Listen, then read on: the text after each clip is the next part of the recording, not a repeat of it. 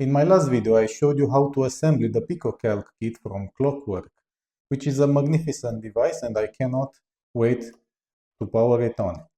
Now, the problem was that I didn't have the batteries. And you need like 18650 type batteries, which you don't really find in any store just by walking like that. So I had to go online and order them, and I got two batteries of this type. Actually, the device, I read afterwards in the instruction that the device works with only one battery, but I got two of them. They don't do any harm to the device, and as long as they are the same type and they are charged evenly. And in order to charge them, I also got this device from Xstar, which is an external charger, and yeah, I left them for a charge. Now they should be fully operational, and it's time to install them. And it's actually the first time I'm using this device, so stay with me in order to see how it works and how to set up. After doing some thorough research, I found out that you need actually to flash your Raspberry Pico with some firmware, and I did a couple of tries. I managed to try out like two firmwares, but there's another issue, and I think the device itself is bricked or something like that. So let me show you. So if I plug in the batteries, let's see if it turns on. Sometimes it doesn't want to turn on. I have no idea exactly why. So it doesn't do anything. But you can also use as a power supply a Type-C cable. So I've got here one, let's see if this trick works. So I've got one power bank and also with a cable.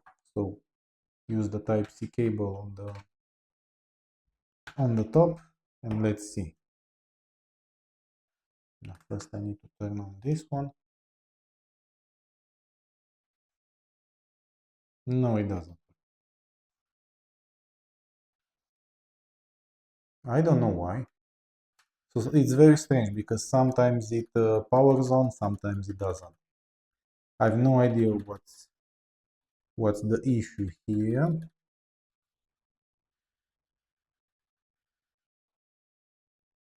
Come on. No, it doesn't. But I also would like to try with a power socket. Unfortunately, I had to move to the other desk because here I've got a power supply with a Type-C cable, and let's see. So you can clearly see two lines over here which look like the screen has been smashed, but I didn't do anything like that. And if you increase the brightness of the display, you could clearly see that it's like gone, like it's really off. It's really showing all kinds of lines. Look at it. I mean, it's really bad. And if you press the keys, I think something changes. So practically, I think I flashed it correctly, but the display is not working. Is not working at all.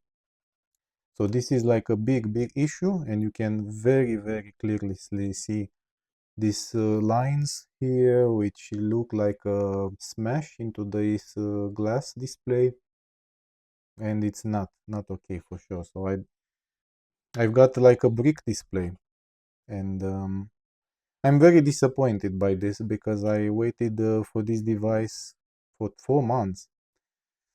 And I don't know what to say. I think from this device only the Raspberry Pi would be good for something.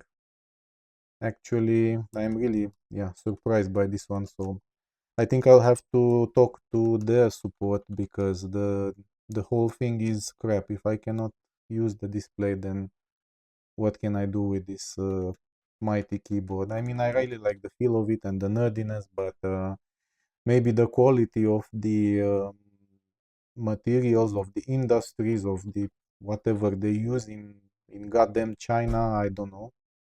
I've no idea. I'm really disappointed. But yeah, I wanted to show you some useful stuff. Or yeah, I really had some ideas to implement with this device, but unfortunately there are a lot of hurdles along the way. So I'm really disappointed by that, and I'm really sorry to because this video really took a drastic turn and twist towards a direction I didn't even anticipate. Like after 4 months of waiting, you get this device, and it's totally unusable. You cannot do anything to it.